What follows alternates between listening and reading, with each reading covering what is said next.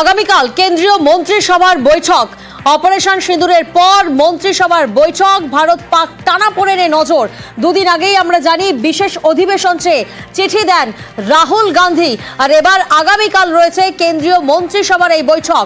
প্রতিনিধি আবির আমাদের সঙ্গে রয়েছেন। আবির, আমরা দেখেছিলাম যুদ্ধকালীন পরিস্থিতি নিয়ে সরকারের পাশে ছিল গোটা বিরোধী শিবির, সেভাবে কেন্দ্রের কোনো পদক্ষেপ নিয়ে তারা প্রশ্ন তোলেনি, কিন্তু সামরিক বিরতির পর সবকিছুর ব্যাখ্যা দিতে সংসদের বিশেষ অধিবেশন ডাকা হোক এই মর্মে চিঠি দিয়ে দাবি করেছিলেন বিরোধী দলনেতা রাহুল গান্ধী। এবং আগামীকালের এই যে বৈঠক, সেই বৈঠকে তাহলে কি মূলত ব্যাখ্যাই সামনে আসবে, কি জানা যাচ্ছে?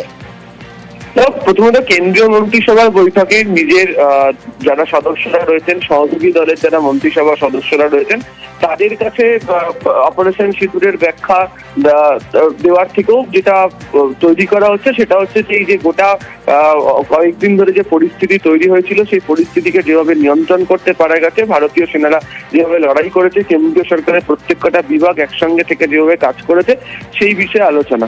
দ্বিতীয়ত হচ্ছে একটা সূত্র থেকে বলছে যে খুব শীঘ্রই হয়তো সংসদের অধিবেশন ডাকা হতে পারে একদিন বা দুদিনের জন্য, যেখানে লোকসভা এবং রাজ্যসভাতে কেন্দ্রের তরফ থেকে যে গোটা অপারেশন সিঁদুর এবং পাহেলগাঁও কাণ্ডের পর কেন্দ্রের তরফ থেকে কি কি করা হয়েছে সেই সংক্রান্ত একটা বিবৃতি দেওয়া হতে পারে।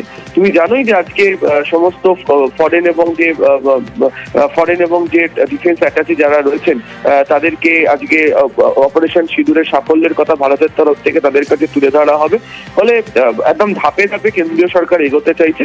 এছাড়া এই কেন্দ্রীয় মন্ত্রিসভার বৈঠকে রেখে এই গোটা অপারেশন চালানোর ক্ষেত্রে বা এই গোটা প্রক্রিয়া চালানোর করতে বিভিন্ন দপ্তরগুলো যেভাবে সমন্বয় রেখে কাজ করেছে, আগামী দিনও সেটিকে রাখা হতে পারে। তবে একটি সূত্র বলছে যে গতকাল প্রধানমন্ত্রী নরেন্দ্র মোদী তিনি যেভাবে ব্যাখ্যা দিয়েছেন যে আলোচনার একমাত্র শুরুই হতে পারে হচ্ছে পিওকে নিয়ে এবং এই সন্ত্রাসবাদ নির্মূল করা নিয়ে, সেক্ষেত্রে দাঁড়িয়ে হয়তো বড়সড় কোনো সিদ্ধান্তের পথে এগোবে কেন্দ্রীয় সরকার, সেই সংক্রান্ত বিষয় নিয়েও কেন্দ্রীয় মন্ত্রিসভার বৈঠকে আলোচনা হওয়ার সম্ভাবনা থাকছে।